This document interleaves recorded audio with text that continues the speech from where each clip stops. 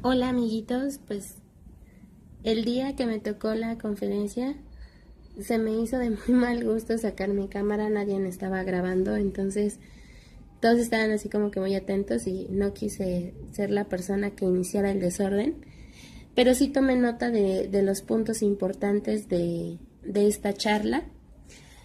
En lo que se dedicó la ponente no fue a explicarnos con puntos cada cada forma o cómo se tendría que elaborar ya de manera más tangible una planeación didáctica argumentada. Lo que hizo fue de alguna manera como que coacharnos, hacer que nosotros estuviéramos conscientes de que necesitamos o de que tenemos que estar abiertos a la posibilidad de aceptar esta planeación didáctica argumentada, y con lo que inició es con que tenemos que cambiar de perspectiva, tenemos que mirar, volver a mirar de otra manera. O sea, si lo vi por arriba, ahora lo tengo que ver por abajo, si lo vi de lado, ahora del otro. ¿Para qué? Pues para también ampliar nuestros horizontes. Se realizaron varias preguntas. Una de ellas fue ¿cómo elaboró una planeación didáctica argumentada? Y la parte importante, primordial de esa pregunta es: nosotros, ¿qué tanto conocemos las cosas y primero los elementos con los que vamos a trabajar? ¿Qué es lo que tenemos cerca de nosotros, en nuestras manos? Y también cómo podemos mejorar, cómo podemos llegar a trabajar de manera concreta con los alumnos. Algo súper importante fue el que nosotros no debemos de tener miedo. Y nos manejaba varios miedos la ponente. Nos decía que teníamos miedo a la soledad, que nosotros también teníamos miedo a perder el tiempo, que estábamos muy apresurados, como que tenemos que entregar todo. Y creo que también, tomando un poco de realidad, esta situación a veces es un poco contradictoria, porque las personas y los ponentes que se acercan a nosotros o que tienen a bien darnos la plática son personas que a veces no están del todo conscientes que a veces vender una idea utópica pues es padre, pero que pueda la persona o las personas llegar a aterrizarla de manera real es un poco complicado. Decía que también tenemos miedo a perder el poder, a no tener la razón. Y eso es súper cierto. Y ella lo ponía de esta manera, así de: las maestras o los maestros que no quieren la planeación didáctica argumentada, o sea, están negados, están teniendo una forma de pensar muy cerrada, muy poco visionaria, están siendo unas personas que no se están abriendo al cambio. Pero también hay que ser conscientes que, en primera, el abrirse al cambio también significa irnos separando de las partes de confort, de lo que ya conocemos, e ir implementando cosas nuevas. Y eso es por parte cierto y por parte no. Porque para nosotros poder realizar una planeación didáctica argumentada, tenemos que estar conscientes en cómo está desglosada esa palabra, qué es planeación, qué es didáctico y qué es argumentado.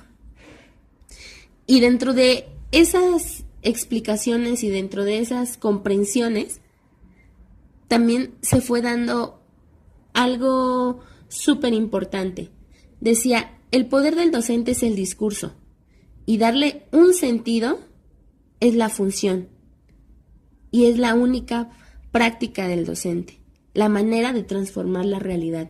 Nosotros como profesores, como profesionales en la educación, lo único que tenemos en nuestras manos, con el afán de convencer, con el afán de mejorar, con el afán de hacer que cada uno de los niños tengan esa inquietud por conocer más, por llegar a la escuela, por estar presentes en todo este proceso, en toda esta relación, es el discurso. Si nosotros llegamos apáticos, quizá molestos, quizá tristes, lo transmitimos.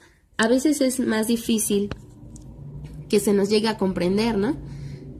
Y pensamos y queremos vender la idea simple y sencilla de que nosotros podemos todo, pero pues a veces no pasa. Y les digo, estar en un entorno real desencadena muchas cosas.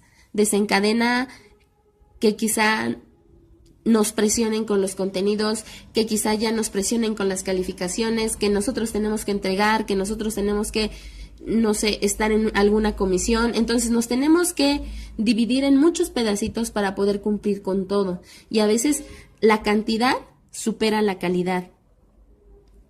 Decía que dentro de cómo elaborar esta planeación estaba la descripción del contexto. Esto tiene que ser de forma interna y de forma externa. De forma interna en los recursos, los mobiliarios, las actitudes, los valores. De la forma externa, la infraestructura, el contexto social. O sea, yo en dónde estoy trabajando, en un lugar donde tenemos personas con, no sé, con ciertas situaciones específicas de alcoholismo, de drogadicción. Tenemos también madres solteras en su gran mayoría, o tenemos familias demasiado inclinadas a ciertas religiones. Eso también nos implica ciertos frenos dentro de la práctica y dentro del trabajo docente. También nos dice que tenemos que hacer un diagnóstico de grupo. Eso es básico. Eso creo que la planeación didáctica argumentada solo nos refresca un poco más la forma en la que nosotros hemos ido trabajando desde el principio de nuestros tiempos. ¿Por qué? Porque necesitamos conocer con quienes estamos trabajando.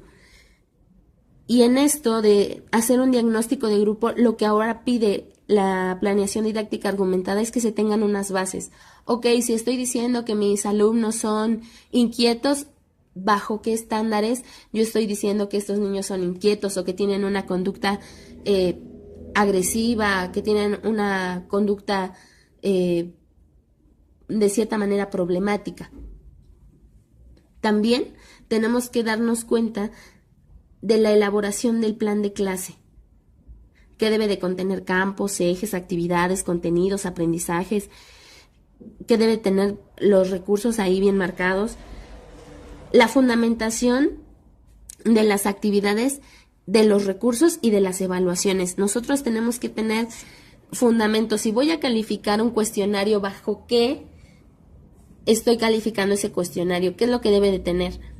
Algo que de alguna manera llegó a incomodar dentro de la plática es que decía, las maestras o los maestros mandan a hacer una maqueta, pero dentro de esa maqueta nada más la piden y no enseñan cómo se va a realizar.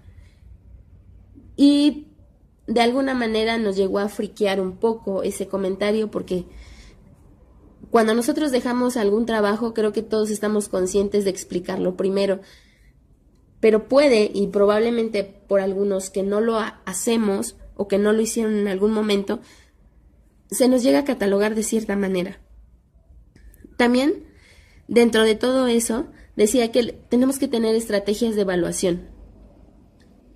Y debemos de tener una plena conciencia de cuáles son los tipos de evaluación.